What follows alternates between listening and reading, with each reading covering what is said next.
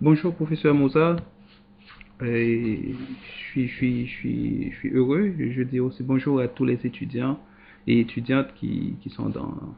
Moi, j'ai été vraiment content d'entendre ce discours sur l'exposition. Oh merde. Oui, attends. En fait, je vais arrêter un peu ma prise. Attends. Ok. Est-ce que ça va maintenant? Parfait. Ok, bien. Au fait, moi je suis Sandy Laos, donc moi je suis un ami de Mozart. Donc, à chaque fois qu'il a besoin de moi ou j'ai besoin de lui, il a aussi des présentations à faire pour moi dans le cadre de mon cours de psychologie sociale. Mais aujourd'hui, en fait, il m'a invité pour parler un peu de la psychologie, euh, en fait, pas de la psychologie, de l'identité et du patrimoine. Donc, ça va être ça mon exposé pour vous. Donc, j'ai préparé un PowerPoint, donc je vais devoir le partager avec vous.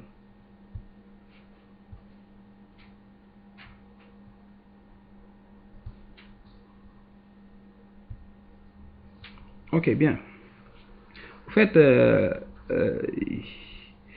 à chaque fois quand on essaie de réfléchir sur l'identité, à chaque fois qu'on essaie de réfléchir sur l'identité, il y a toujours le patrimoine qui revient.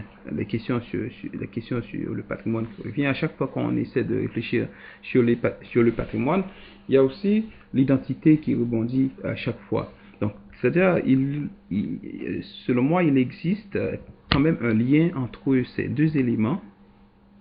Euh, mais pour faire le lien, on va commencer d'abord par définir l'identité. Donc, on va essayer avec des définitions simples et puis au fur et à mesure, on va les complexifier. Donc, moi, je pense que moi, à chaque fois que j'ai un concept à définir, j'essaie de, de, de, de prendre un dictionnaire d'abord avant d'aller dans les ouvrages ou dans les dictionnaires spécialisés. Et Larousse nous dit que l'identité, c'est un caractère permanent de quelqu'un, d'un groupe, de quelque chose, et puis c'est ce qui fait sa singularité. Donc, la personne qui cherche son identité, l'identité nationale, on parle de l'identité culturelle, on parle de l'identité collective, l'identité individuelle. Mais quand on parle d'identité généralement, en fait, moi, dans ce que je fais comme travaux, en fait, quand je parle d'identité, en fait, je parle soit d'identité individuelle, soit d'identité collective, mais en fait, entre ces deux-là, en fait, toutes les identités s'y trouvent entre ces deux paliers ou ces deux éléments. Donc, maintenant, pour comprendre l'identité, c'est-à-dire quand on parle d'identité individuelle, en fait, une façon simple de le définir, ce serait de dire, écoute, c'est ce qui sépare le soi du non-soi. C'est-à-dire ce qui fait la différence entre moi, d'accord, et ce qui n'est pas moi. Donc, c'est ce qui nous clôt sur, c'est ce qui me clôt sur moi-même, c'est ce qui clôt le soi sur lui-même. Et quand on parle d'identité collective, c'est ce qui sépare le nous, d'accord, des autres. Et c'est ce qui sépare le nous des autres et c'est ce qui aussi nous clôt sur nous-mêmes. Donc, c'est-à-dire l'identité, d'abord l'identité, en fait, c'est la meilleure façon de définir le concept, c'est de le penser en termes de singularité, c'est ce qui rend un élément, une entité singulière, d'accord, qui fait en sorte que cet élément soit différent d'un autre élément. C'est ce qui aussi rend en fait un ensemble d'éléments qui ont des caractéristiques un petit peu variées, mais aussi qui ont beaucoup plus des choses en commun et qui font que ces éléments-là, par exemple, ils s'identifient entre eux. Donc, et c'est pour ça, par exemple, quand on parle d'identité, en fait, dans les sciences sociales, l'un des auteurs qui est le premier à introduire ce concept dans les champs des sciences sociales, c'est Eric Erickson, d'accord, qui parle d'identité et qui voit dans l'identité ce qu'on appelle la clarification. C'est-à-dire, l'individu a toujours ce besoin de clarifier, en fait, de se définir, de clarifier ce qu'il est par rapport à ce qu'il n'est pas, par exemple. Donc, en fait, pour qu'il y aurait deux personnes qui se ressemblent sur la Terre, il faut qu'il y aurait genre 3 trillions de personnes. C'est-à-dire, on est tellement genre singulier, d'accord, dans notre identité. Donc, en fait, quand on parle d'identité pour l'individu, on peut facilement faire référence à l'empreinte digitale, par exemple. Donc, il y a pas deux personnes qui ont la même empreinte digitale. Bon, même pour deux personnes qui sont, on peut dire, qui sont des siamois ou qui sont des jumeaux, jumelles, d'accord, identiques ou pas, ils n'ont pas ce qu'on appelle les mêmes empreintes, en fait, les mêmes empreintes digitales. Donc, pour vous dire que c'est un aspect différent. Par exemple, ce qu'on appelle l'empreinte aussi, l'empreinte digitale, par exemple, c'est un élément, mais aussi ce qu'on appelle la reconnaissance faciale, par exemple.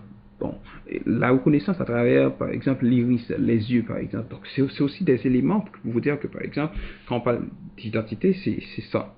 En fait, c'est-à-dire, dans l'individu, l'identité est là. Mais maintenant, cette identité, par exemple, d'accord, on commence, en fait, l'identité en soi peut être perçue comme un patrimoine dans la mesure où, par exemple, quand on prend l'individu en soi, par exemple, c'est l'individu est dépositaire des 23 paires de chromosomes de son père et des 23 paires de chromosomes de sa mère qui se sont mis ensemble pour donner cet individu unique. D'accord? Et là, par exemple, quand on parle des chromosomes, on est dans le patrimoine, d'accord? Dans le patrimoine génétique. Donc, c'est-à-dire, à chaque fois qu'on parle d'identité, d'accord? C'est difficile de dissocier l'identité du patrimoine. Donc, et collectivement, c'est pareil, on va le voir. Donc, on va rester un peu dans ce qui nous concerne aujourd'hui, l'identité collective, l'identité individuelle. Donc, pour dire que l'identité collective, c'est le nous, d'accord, qui est toujours en opposition avec les autres ou avec l'autre, d'accord. Tout ce que ce nous a de plus personnel, en fait, de plus singulier, d'accord, ce qui le rend différent, mais il y a aussi des caractéristiques qui le rapprochent des autres. Donc, ça fait que, par exemple, quand on parle des Haïtiens, par exemple, on a une identité, mais ce qu'on a comme identité, on est singulier par rapport aux autres, là.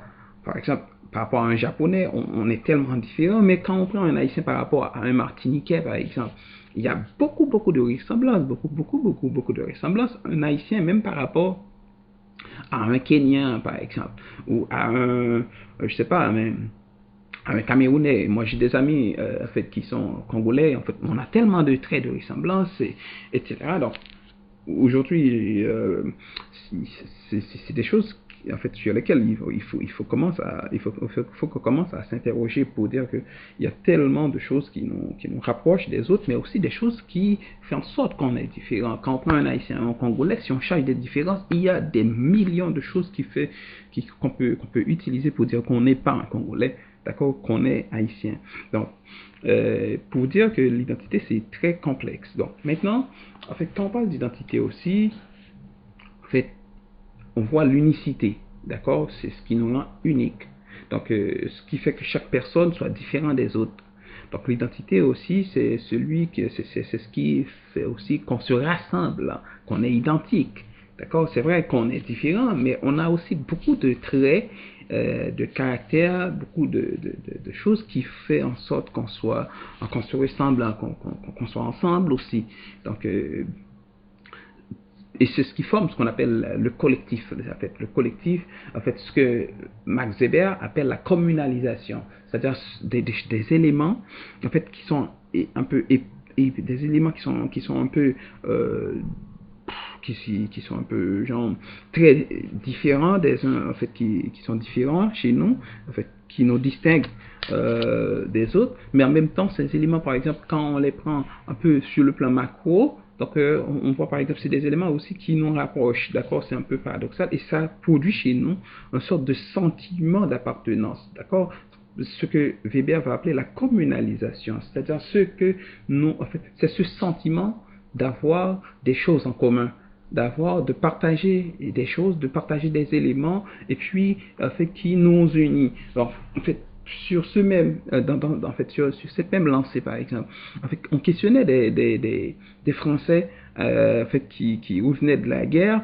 En fait, on les demandait, en fait, mais pourquoi vous avez décidé d'aller vous battre, hein? Parce qu'on ne voit pas, il y a pas grand intérêt. En fait, la plupart des Français répondaient que on était allé de se battre parce que la France, il y a de beaux petits pains. C'est-à-dire, ils se retrouvent dans le pain français. D'accord? Le pain français, par exemple, peut être un élément, par exemple. Voilà un patrimoine, par exemple, qui peut être fait un élément pour lequel des individus décident de se battre. D'accord? De faire la guerre. Donc, pour vous dire quoi? C'est-à-dire, quand on parle d'identité, quand on parle de patrimoine, on parle des choses, d'accord, auxquelles on s'identifie comme individu, et ces choses-là, c'est comme si ces choses faisaient partie de nous. Ça fait partie de nous, et puis, écoute, sans ces choses-là, par exemple, on n'est rien. On n'est rien, même si on essaie d'être quelqu'un d'autre, mais il y a une partie de nous reste attachée à cette chose-là, par exemple. Donc, et on verra, en fait, il y a tellement de choses sur lesquelles on peut genre, euh, réfléchir pour montrer l'importance aujourd'hui du patrimoine, pourquoi on doit, comment je peux dire ça, on doit intéresser à cette question et pourquoi on doit investir le patrimoine, parce que c'est important dans la mesure où, écoute, ça fait partie de nous, ça nous construit comme entité collective et qui nous distingue des autres, mais aussi qui permettent à ce qu'on existe en tant qu'individu. Donc, maintenant, quand on parle d'identité en Haïti, en fait, il y a deux discours, ou du moins l'identité, en fait, je dirais, il y a deux manières de concevoir l'identité. On peut dire aussi il y a deux identités qui se battent, qui font la guerre, d'accord, en Haïti, donc, mais aussi qui trouvent des points d'entente, bien entendu. En fait, c'est d'abord l'identité créole, on parle d'identité créole, on parle aussi d'identité bossale. Bon, quand on parle d'identité créole, en fait, on fait référence à ces personnes-là écoute, qui étaient nées dans la colonie, on les appelle les créoles, mais aussi il y a toute une mentalité, ce qu'on appelle manière de faire, tout ce que Anthony Giddens aurait appelé a way of life, une manière d'être. Cette manière d'être là, par exemple, d'accord, quand on parle de cette manière d'être dans le contexte actuel, par exemple, ce sont des personnes qui se rapprochent beaucoup plus de la culture française, la culture européenne, la culture occidentale, et puis qui, pourquoi pas, se distancient le plus que possible de ce qu'on appelle la culture africaine, par exemple. Donc l'identité créole, d'accord, ça c'est un extrait de ma thèse, donc j'ai mis là pour vous. Donc l'identité créole est en fait cette tentative de rapprochement vers l'Europe, d'accord, vers l'Occident. Et puis, c'est une identité qui s'inscrit dans un courant néocolonial. D'accord, pour professeur Casimir, c'est une forme de néocolonialité. Donc, les créoles sont perçus comme des néocolons et qui ont organisé et maintenu après l'indépendance de 1804, d'accord. Donc, en fait, pour Barthélemy, Gérard Barthélemy, donc, en fait, il perçoit par exemple les créoles, en fait, sont ceux pratiquement qui exercent la domination, par exemple, sur les boussales. Bon, maintenant, les boussales, quand on parle d'identité boussale, on parle plutôt de ceux qui ont habité par les mœurs et par les mœurs, et puis les pratiques africaines, les pratiques ancestrales, d'accord. Donc la majorité, d'accord, vivent dans les milieux ruraux, d'accord. Et puis ces individus vivent dans une résistance constante depuis 1804, d'accord. Avant 1804, bien avant 1804 plutôt. En fait, par exemple, le marrounage. Le marrounage est un fait. Écoute, boursal, c'est un phénomène boursal. Pourquoi c'est un phénomène boursal? C'est parce que, en fait, le boursal ne peut pas s'adapter. D'accord? Il ne peut pas s'adapter, donc il fuit. D'accord? C'est une forme de résistance extraordinaire. D'accord? Il fuit, il empoisonne, ils inventent toutes sortes de stratagèmes, stratégies pour rester en vie, mais pour rester en vie hors, d'accord, du système, c'est-à-dire hors des champs, par exemple, pour rester en vie hors de ce que, en fait, des sphères de pouvoir du blanc. Donc, ça, c'est les boursales. Donc, cette résistance, d'accord, nous dit Augustin, est considérée comme un élément du quotidien de survie, de construction des rapports sociaux. Aujourd'hui encore, par exemple, les boursales, écoute, ils sont partout. Ils sont dans la rue, ils sont dans les manifestations. Écoute, en fait, ils ont leur manière de vivre. Les boussards sont ceux et celles qui s'inscrivent dans une perspective de décolonialité et un rejet de l'Occident blanc et chrétien. C'est-à-dire, le boussal, écoute, en fait, ils essaient d'exister hors du cadre occidental, hors du cadre de l'esclavage, c'est-à-dire hors du cadre néo-esclavagiste, c'est-à-dire ils inventent, donc dans l'identité, par exemple, on verra par exemple si l'identité créole, par exemple les identités créoles, on invente le carnaval, d'accord, écoute, les boussales, ils ont le gaga par exemple, donc c'est des formes de manifestation, d'accord, qui se ressemblent, mais pourtant qui ont des logiques très différentes. Et cette logique, d'accord, pour comprendre cette logique, en fait, l'essence même de cette logique se trouve dans ce qu'on appelle leur identité en tant que boussal. Donc, l'identité boussale est composée des lambeaux, des lambeaux d'héritage africain. Les boussales parlent le créole, ils sont vaudouisants, ils vivent généralement dans le souvenir de la Guinée, ce qu'on appelle ces nègres guinéens. Donc, dans ce qu'on appelle le clash qu'il y a entre l'identité créole et l'identité boussale, on peut dire que par exemple, il y a toujours cette lutte entre ces deux.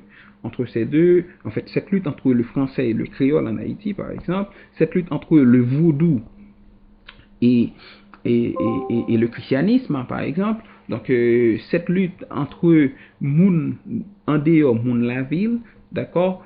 Écoute, il y a toujours cette dichotomie, par exemple, existentielle, en fait, qui nous taille aussi comme peuple, c'est-à-dire qui nous réduit aussi, parce que c'est normal qu'il y ait des oppositions, d'accord, mais en même temps, par exemple, la majorité, par exemple, est boussale et cette majorité, en fait, est exclue. Donc, c'est-à-dire l'identité créole et l'identité boussale, c'est deux identités qui nous représentent, d'accord. Pour moi, ce sont deux identités qui se valent, d'accord. Mais en fait, pour comprendre la logique, c'est que quand on est dans le patrimoine, par exemple, ces deux identités sont présentes, d'accord, mais il y a toute une tentative, par exemple, d'exclure, par exemple, ou de mettre à côté, par exemple, l'identité boursale, par exemple. Il y a par exemple, il y a très peu, dans la statue publique par exemple, il y a très peu de représentation, sinon il n'y en a pas, selon moi, à part de Nègre par exemple, de représentation des premiers arrivés africains. C'est-à-dire, quand je dis les premiers arrivés africains, je parle des boussales, c'est-à-dire des personnes qui n'ont pas été, comme Toussaint par exemple, qui a été par exemple baptisé dans la religion catholique, par exemple, qui devient un créole, on peut le dire comme ça, qui parlait couramment français, espagnol, etc. Donc, ce qui est aussi une bonne chose, c'est même pas ça, c'est pas là le débat. Le débat, c'est que, en fait, dans le patrimoine, d'accord, on essaie on ne patrimonialise pas, par exemple, cette identité-là, d'accord. Donc, moi, je pense que c'est des choses sur lesquelles on devrait travailler beaucoup plus parce que c'est quelque chose qui nous représente aussi, d'accord. Le paysan haïtien, par exemple, n'est pas n'est pas patrimonialisé assez, d'accord? En fait, il n'est même pas reconnu pour ce qu'il fait, mais aussi, en fait, il n'a pas présent dans la stature publique. En fait, un exemple comme ça.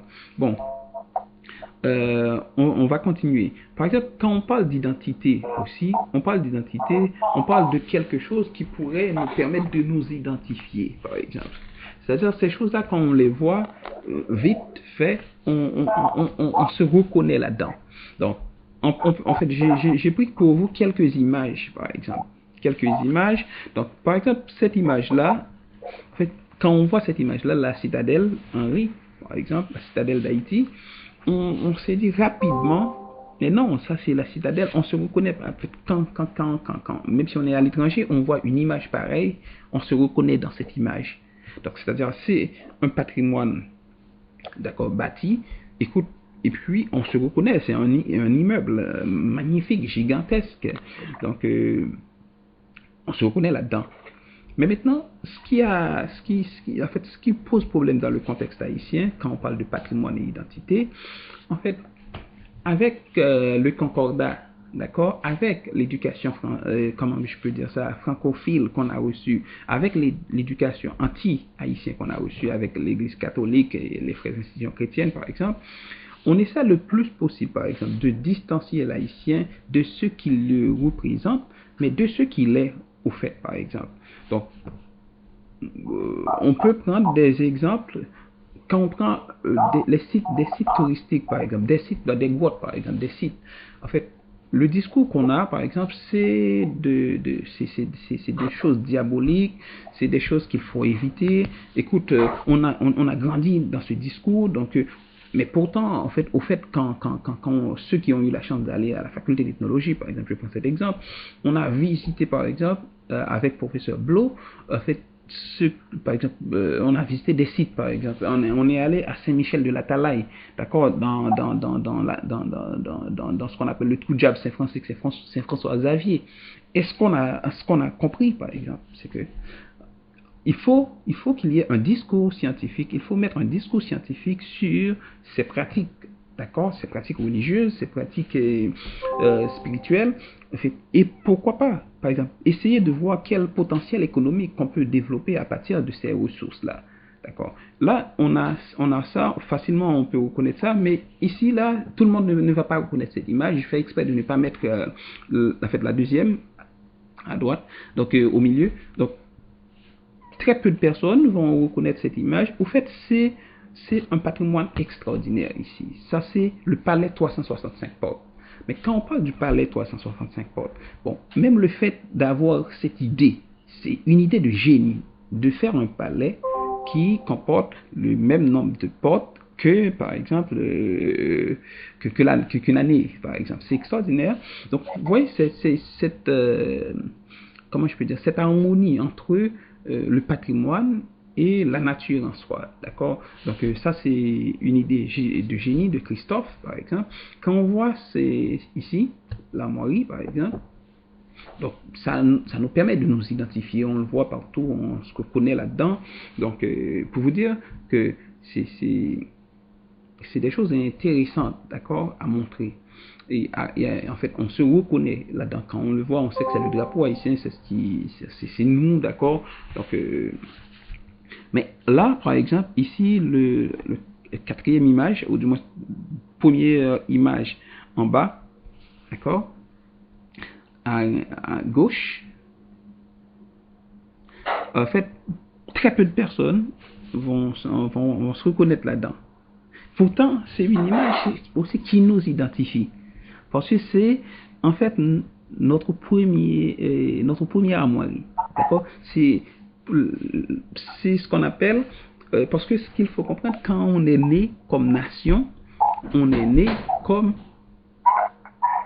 on n'est pas né comme une république, on est comme un empire. Et ça, c'est l'icône de l'empire d'Haïti. D'accord. Donc, c'est intéressant. En fait, le slogan, c'était Dieu, d'accord, ma cause et mon épée. Donc, et puis ici, on a le carnaval de Jacmel. D'accord. En fait, un patrimoine magnifique, d'accord? Donc j'aurais pu mettre le patrimoine, le carnaval de Port-au-Prince aussi. Et après là, en fait, j'ai pris une image, la dernière image que je vous montre là, c'est quand même. Est-ce que la personne peut éteindre son micro, s'il vous plaît? Oui. Et là, la dernière image, c'est une photo de Bassin Saint-Jacques. Donc, Bassin Saint-Jacques, c'est intéressant comme patrimoine. Pourquoi pour moi c'est intéressant comme patrimoine? Parce que c'est les Boursales qui ont mis de la valeur là-dedans. C'est-à-dire, ils décident que c'est valeureux, ils décident que c'est important, d'accord? Donc, et c'est important, c'est devenu important. Quand je dis c'est devenu important, dans l'imaginaire, c'est important, d'accord? Pour ceux qui comprennent la logique, par exemple, de ce qu'on appelle Beng Chance, par exemple, d'accord? Bassin Saint-Jacques, c'est une référence des touristes qui viennent du monde entier, par exemple, qui veulent, par exemple, prendre un bon bain là-dedans. Donc, le bain, qui est un patrimoine aussi, d'accord, en fait, c'est des patrimoines qui sont en train de se perdre. Donc, le bain, par exemple, dans beaucoup de cultures, par exemple, les Japonais, ils accordent tellement d'importance au bain, le bain du 1er janvier, que les Japonais qu'ils prennent aussi. Nous, on prenait ce bain aussi, d'accord, c'est un bain de chance, d'accord, comme on l'appelle, un bain de chance. Donc, pour vous dire que le patrimoine est important.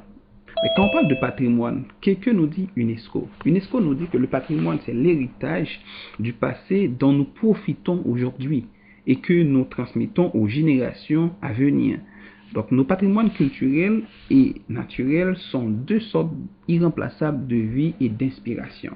Donc, quand on parle de patrimoine, on peut voir facilement, d'accord, des bâtiments. Ça peut être des savoir-faire, des savoirs locaux, par exemple, et la tradition, les traditions, la cuisine haïtienne, par exemple, qui est un patrimoine intéressant. Dernièrement, il y a notre soupe journée, par exemple, qui est entrée dans les patrimoines, ce qu'on appelle patrimoine, listé comme patrimoine mondial de l'UNESCO. Donc, en fait, il y aurait pu d'autres mets, d'accord, parce qu'on a beaucoup de mets très intéressants.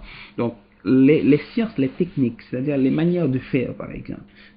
Quand vous voyez en fait une natte, par exemple, une natte on le fait à partir d'une technique, il y a un savoir-faire. Et ce savoir-faire, donc par exemple, est important pour un paysan, est important dans le milieu rural par exemple, mais c'est aussi des savoir-faire en fait, c'est de plus en plus, c'est des choses qu'on est en train, qui sont en train de disparaître parce que on n'essaie pas de valoriser ces savoir-faire.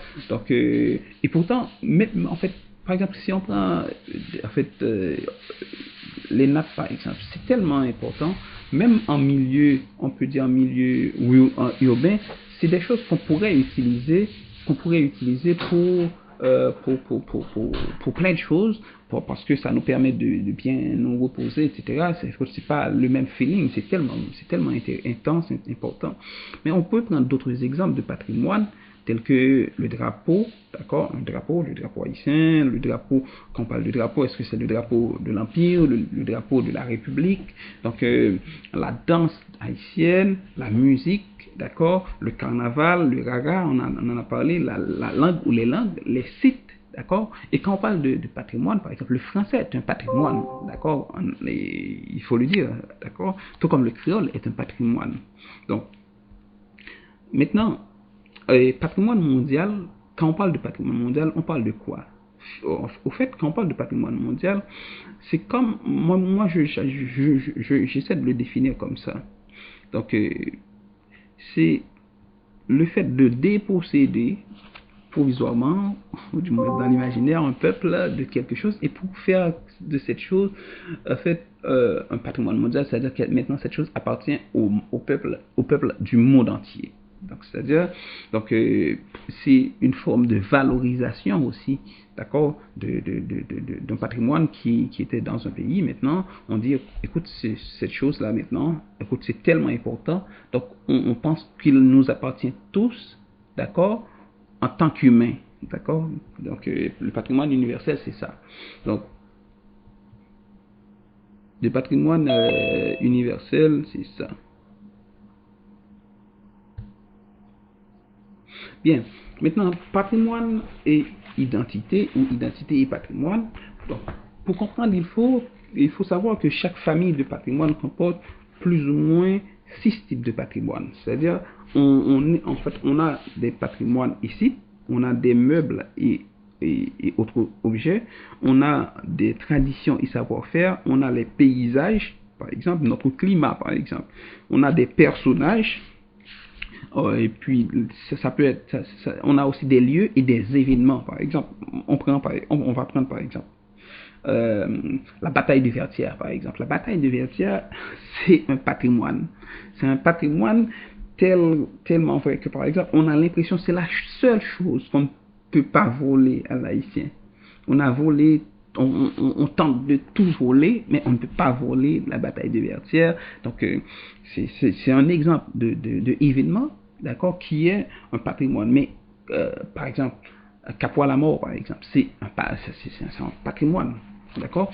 Donc, on peut aussi avoir, en fait, moi j'ai un exemple très intéressant en tête, on peut aussi avoir un patrimoine, ce qu'on appelle trésor humain vivant, d'accord. Donc, ça, c'est Mozart en fait, j'ai discuté au professeur Mozart, c'est lui en fait, qui m'a introduit à ce concept. En fait, le trésor humain vivant, par exemple, quand du temps de Pelé et de son Arientes do Nascimento, de Pelé, le roi du football, donc de son temps, par exemple, il a fait le président en fait actuel, le président de son époque, par exemple, avait décidé que Pelé est un patrimoine, d'accord, pour étant donné qu'il est un trésor pour le Brésil. En fait, aucun pays n'avait le droit, par exemple, de l'acheter, par exemple. Bon, pour comprendre quoi, c'est que on a vu le génie qui était dans ce type. On disait, écoute, Pelé doit rester jouer au Brésil pour régaler le public brésilien parce que c'est un trésor humain, vivant. Il n'est pas vendable. D'accord. Donc, c'est une façon de le valoriser en tant qu'individu, en tant que personne, mais aussi c'est une façon au pays, par exemple, à la nation brésilienne, par exemple, de profiter le plus que possible de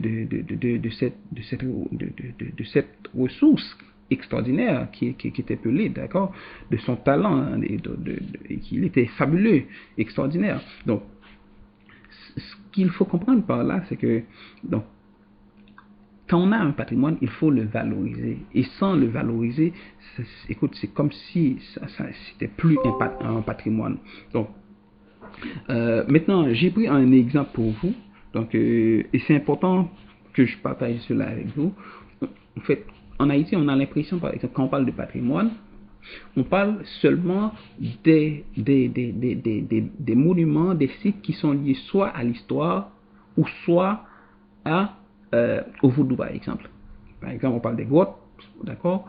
On parle des forts, d'accord, des grottes etc. Donc, mais c'est comme si, par exemple, on a l'impression, par exemple, qu'une chapelle n'est pas un patrimoine. Une chapelle est un patrimoine bâti, par exemple. Donc, on peut prendre l'exemple de ce qu'on appelle, comment ça s'appelle, en fait, les églises un peu partout, par exemple. Les églises qu'on a du temps de la colonie, ou du moins qu'on a rebâti, etc. Mais l'idée, c'est que ces églises étaient là, par exemple, Notre-Dame, l'église de Notre-Dame du Perpétuel Secours à Bel Air, par exemple. Donc, c'est des patrimoines.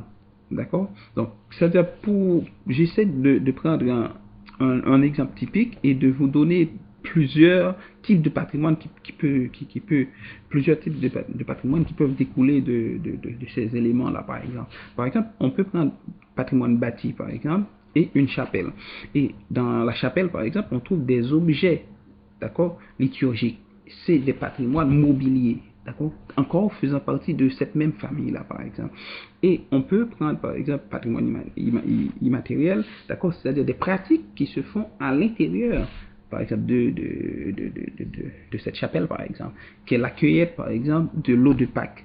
Donc, on peut prendre le baptême, par exemple, la manière de pratiquer le baptême catholique, ou la manière de pratiquer le baptême protestant, ou la manière je dirais pas de baptême vaudou, mais je dirais plutôt, par exemple, en fait, quelqu'un, en fait, le fait de donner une garde à quelqu'un. Bon, on va le dire comme ça en créole, en fait, au monde, il y a baigade, d'accord? C'est-à-dire, on fait, c'est une opération, en fait, on essaie de, on utilise un couteau ou un rasoir, d'accord? On met des objets, toutes sortes de choses, d'accord? Suivant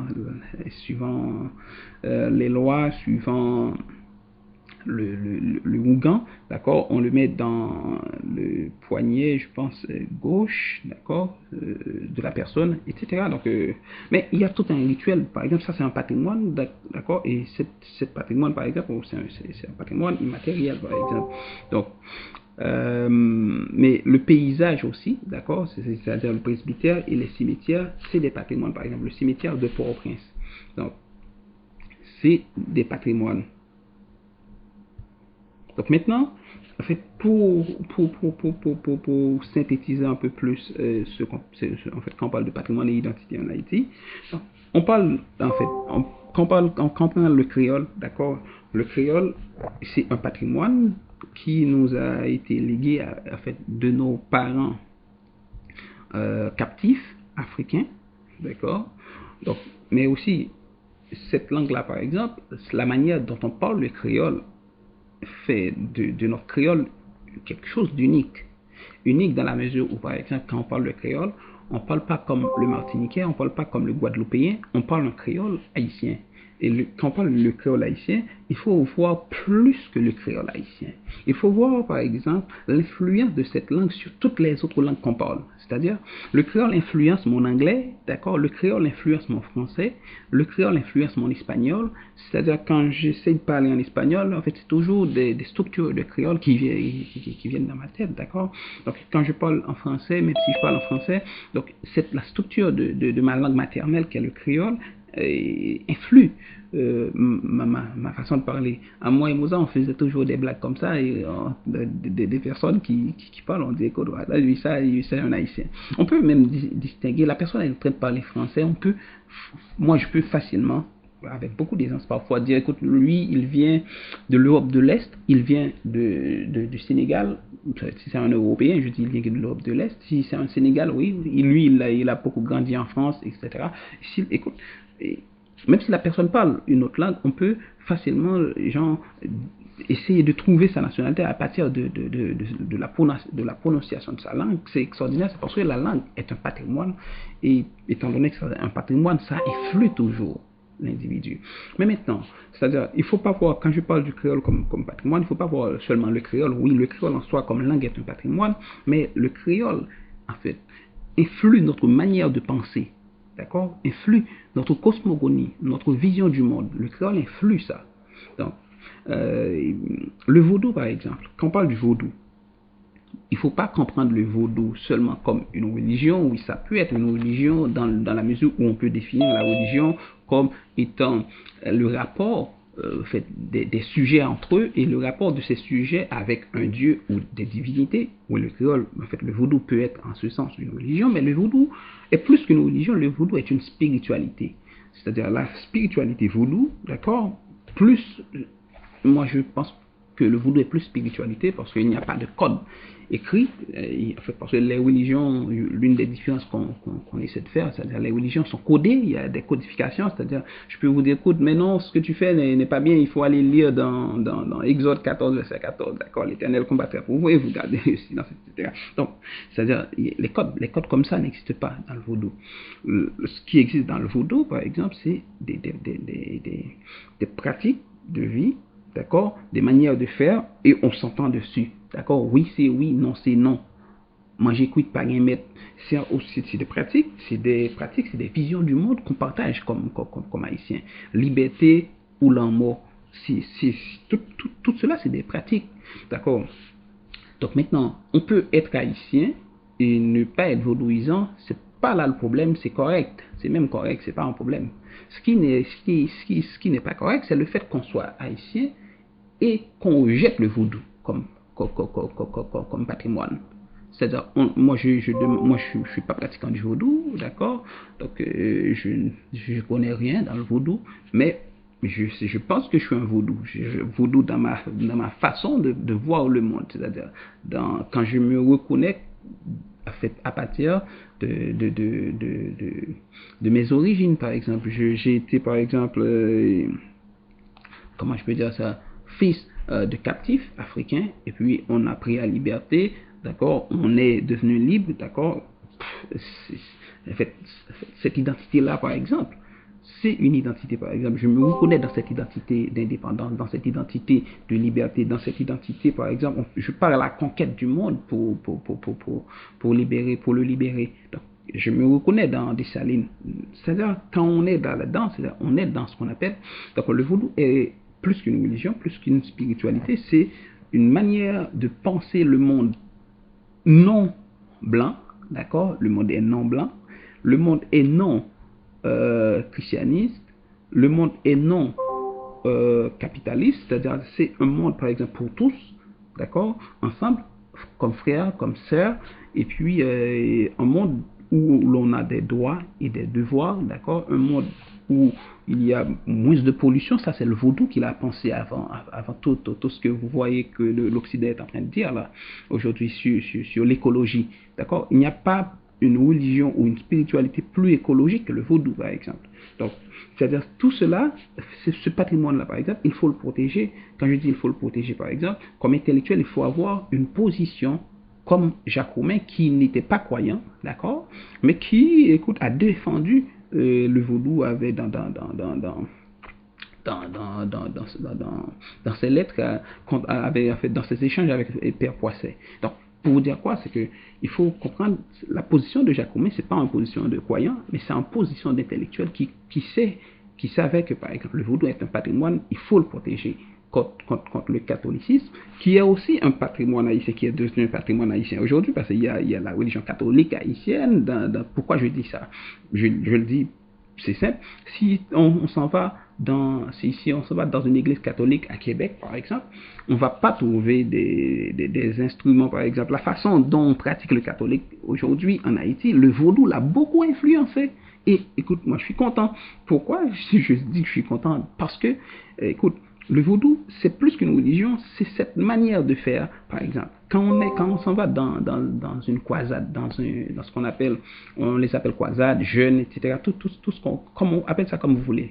Fait que les protestants pratiquent en Haïti, par exemple. Mais il faut voir, écoute, ce qu'il y a. Quand on écoute la musique, on sait que c'est du vaudou. Quand je dis que c'est du vaudou, il faut pas voir. Je dis pas qu'ils sont dans le syncrétisme, ni qu'ils sont en train de pratiquer le vaudou, non.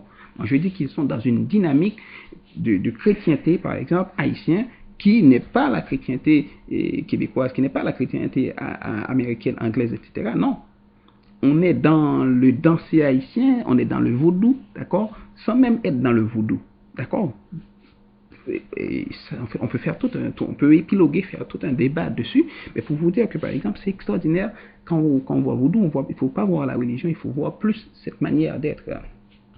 Donc, et puis il y a aussi en fait comme élément important dans l'identité, donc ou du moins comme marqueur identitaire, on a vu le créole ou le créole versus français, d'accord, et on a vu le vaudou versus toutes les religions, comment le vaudou, le créole ont influencé toutes les religions, le vaudou a influencé toutes les religions et le créole a influencé notre structure de langue, notre manière de parler, mais aussi ce qu'on appelle la révolte, l'identité de révolte. C'est-à-dire la façon que l'haïtien se positionne dans le monde. Mais écoute, moi j'ai réfléchi pendant, ça fait 5-6 ans, je fais des réflexions poussées sur cette façon-là, cette manière-là, cette cosmogonie, donc notre vision du monde par exemple. Moi, ce que j'ai vu, ce que j'ai compris, c'est comme il existait une identité de révolte en Haïti. Bon, d'ailleurs, l'haïtien, dans notre imaginaire, on pense, bon, pas consciemment, moi je dirais vraiment dans l'imaginaire, inconsciemment, on pense qu'il y aurait deux entités dans le monde. En fait, deux entités dans le monde, une entité qu'on appellerait haïtien versus blanc. Tout ce qui n'est pas haïtien est blanc. D'accord? Donc, et l'haïtien, c'est l'indépendance, c'est les Noirs, d'accord, c'est l'haïtien plus qu'haïtien, les nègres, les Noirs, tu vois, tout ce qui est ça, la liberté, etc. Et puis de l'autre côté, par exemple, la domination, l'impérialisme, l'esclavage, le développement aussi, d'accord. Donc, c'est-à-dire, ces deux paliers-là, par exemple, se confondent tout le temps. Donc, c'est-à-dire comment concilier, comment la place de l'haïtien dans le monde, d'accord, la place haïtienne par rapport au monde, donc c'est-à-dire cette définition de l'haïtien, d'accord, mais aussi par exemple cet imaginaire qui nous habite, l'imaginaire de l'ailleurs, c'est-à-dire de l'étranger. L'étranger, c'est-à-dire aller dans un pays étranger, donc voyager, on ne se conçoit pas, on ne se voit pas, on ne se perçoit pas, on ne se projette pas dans notre espace qui est Haïti aussi. C'est aussi des choses sur lesquelles il faut c'est un héritage, d'accord, cette manière de voir les choses. Donc, mais la cosmogonie, par exemple, notre manière, notre vision de Dieu, notre vision de la sagesse, notre vision de la vie, d'accord, notre rapport à la vie, ça a beaucoup changé aujourd'hui, d'accord.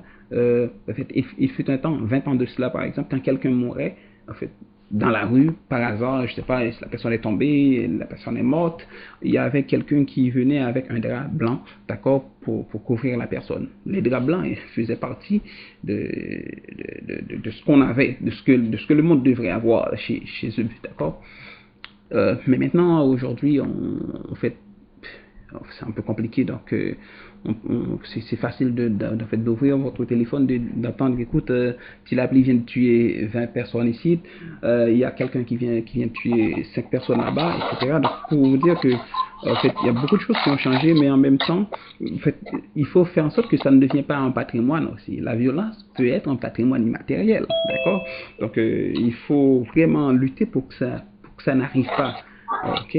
Bon, maintenant, en fait, pour vous dire que moi, ma vision des choses, c'est que les sites patrimoniaux, c'est important. Par exemple, le palais 365 portes, le palais sans souci, il y a plusieurs, les forts, en fait, il y en a tellement. Donc, moi, je souhaite qu'il y ait des inventaires. Je crois sûrement ISPAN moi, j'ai déjà lu un ouvrage d'ISPAN sur les inventaires de nos sites patrimoniaux, c'est important.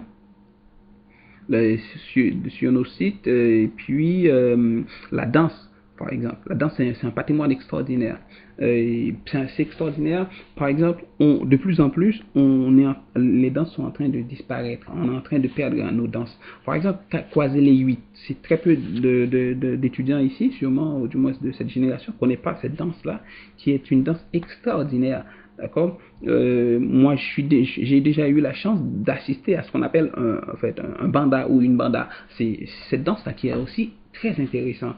Mais, ok, le carabinier, c'est une danse qui a été inventée par Dessalines lui-même. Donc, c'est lui qui a inventé cette danse. Cette danse est aussi une danse très, très importante qu'on dansait beaucoup au 19e siècle. Même après la mort de Dessalines, quand Dessalines mourait. Donc, les paysans, étant donné qu'on avait, on passait 40 ans, on ne pouvait pas citer son nom sur le territoire, l'une des meilleures façons de rendre hommage à Dessalines, c'était de danser carabinier. Donc, personne ne pouvait vous dire de vous interdire de danser de telle manière. Donc, et cette façon de danser, c'était pour dire vive Dessalines, d'accord? Mais on ne pouvait pas citer son nom, par exemple. Donc, on a les grottes, d'accord, qui sont des patrimoines intéressants. Écoute, moi, ce que je pense, par exemple, si l'État, par exemple, au lieu, par exemple, d'avoir des gouvernements mendiants, en fait, un État mendiant, il fallait plutôt concentrer notre potentiel de développer, par exemple, de voir quel potentiel économique qu'on peut faire ressortir de nos patrimoines, par exemple. Le carnaval haïtien, par exemple. Le carnaval de Jacmel, le carnaval de partout, par exemple. Le rara haïtien. Il y a des potentiels là-dedans. De la manière, par exemple, même de démarrer un rara. On ne peut pas démarrer un rara comme ça. D'accord? C'est toujours un Ongan. Chaque rara, un Ongan, c'est le Ongan, par exemple, qui est parfois, c'est lui qui est le chef des sociétés secrètes de sa communauté, de la société secrète de sa communauté. C'est lui qui doit donner le mot de passe pour démarrer ça. Et puis, il y a tout un rituel. Et puis, tu ne peux pas décider aujourd'hui, là, par exemple, de dire, écoute, moi, je vais faire un rara, ça ne marche pas comme ça. parce que pour faire le rara, il faut que, comment je peux dire ça, il faut être choisi. C'est-à-dire, en fait, il faut que vous soyez un héritier, d'accord, de ce patrimoine. Donc, la médecine traditionnelle, c'est extraordinaire, par exemple. En fait, comment comprenez-vous, par exemple, que Haïti, c'est l'un des rares pays où l'on croit qu'il existe quelque chose qui s'appelle pédition. Pédition, d'accord? Et c'est le fait, par exemple, qu'une femme, pour, en fait, éventuellement, d'accord, et je mets des guillemets, porter un enfant pendant plus que le temps qui est prévu par la médecine conventionnelle. C'est-à-dire, pendant plus que 3, 4, 5 ans, la personne porte un enfant, d'accord? Ça part, ça repart, ça revient, etc. Mais la médecine haïtienne, qu'on appelle la médecine traditionnelle haïtienne, en fait, non seulement l'a expérimenté, cette médecine la contrôle, et puis il y a tout un discours sur ce qu'on appelle pédition. Donc, mais pour vous dire quoi, en fait, au lieu de rejeter tout ce qu'on a comme patrimoine, comme valeur, il faut plutôt non seulement nous identifier avec, mais c'est développer des projets où l'on peut transformer ces patrimoines-là, par exemple, en des potentiels économiques. Parce qu'aujourd'hui, le patrimoine est porteur, c'est un pilier économique pour beaucoup de pays.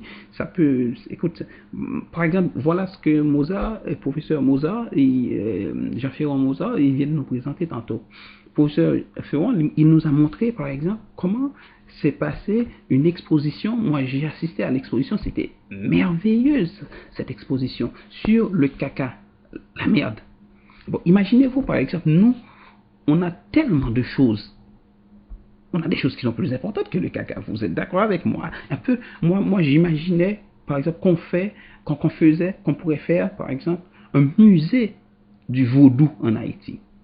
Musée des armes des armes de l'indépendance. Des musées de la monnaie. Je crois sûrement BRH a un musée de la monnaie. Mais il y a tellement de choses qu'on pourrait, par exemple, non seulement valoriser, mais également nous concentrer dessus pour qu'on envoie d'autres images, par exemple. Je crois qu'il y a en fait, nos intellectuels également, c'est des patrimoines, d'accord?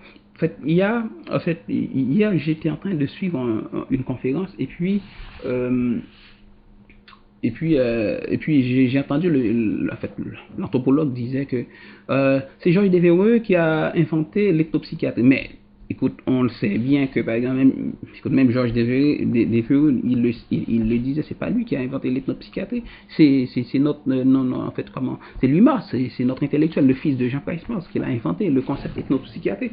Moi, c'est pour ça que moi, ce que je fais, moi, comme intellectuel, j'essaye le plus que possible de documenter, en fait, mes discours, en fait, de documenter mes réflexions parce que on est dans un monde où l'Occident, où beaucoup de gens, ils volent les idées, ils volent nos pensées et après ils vont dire par exemple, ah c'est nous qui on a découvert ça, mais non, vous n'avez pas découvert ça monsieur, ça existait 200 ans comme l'étudiant l'a dit tantôt, on a 100 ans, on a plus que 100 ans depuis qu'on utilise ça, on a plus que 200 ans depuis qu'on l'utilise, maintenant vous dites que mais non, vous ne l'avez pas découvert monsieur, non, ça existait. Donc, mais pour que vous puissiez dire que ça existe, il faut qu'il y ait des intellectuels, des étudiants, des professeurs, des universitaires qui, par exemple, qui essaient de documenter des affaires, par exemple. Si vous voyez des choses qui sont intéressantes dans votre communauté, par exemple, écoute, écrire, il faut écrire des choses. Vous pouvez l'écrire en créole, vous pouvez l'écrire en français, vous pouvez l'écrire, mais aussi il faut le publier, d'accord? Il faut le publier. Donc n'attendez pas à ce que c'est après 10 ans que vous allez le publier et puis il va y avoir quelqu'un qui arrive là qui dit écoute, on a inventé ça, nous on a découvert ça en Haïti. Mais non, mais écoute, les gens vivaient avec, vous ne l'avez pas découvert, monsieur. Donc c'est ça l'important. Donc il faut valoriser vos potentiels parce que vous-même vous êtes un patrimoine, d'accord? Vous êtes un trésor humain vivant. Donc valorisez ce que vous avez, valorisez aussi en fait les professeurs que vous avez aussi parce que c'est des trésors. Quelqu'un qui décide par exemple de laisser son travail, on pourrait faire mieux que faire un cours parce que l'État haïtien ne paye pas pour les cours. Donc quand les professeurs le font, ils le font avec amour, beaucoup de volonté. Écoute-moi, ça. En fait, j'ai failli pleurer quand je voyais que Mozart, il a passé tout ce temps, par exemple, rien que par exemple, pour vous faire vivre une exposition qui se faisait à Québec. Ça, c'est important. C'est important. Donc, c'est ces genres de choses qu'il faut valoriser et puis qu'il faut aimer. Donc, je vous dis merci et puis merci de votre attention. Donc, s'il y a des questions, je vous attends et merci beaucoup.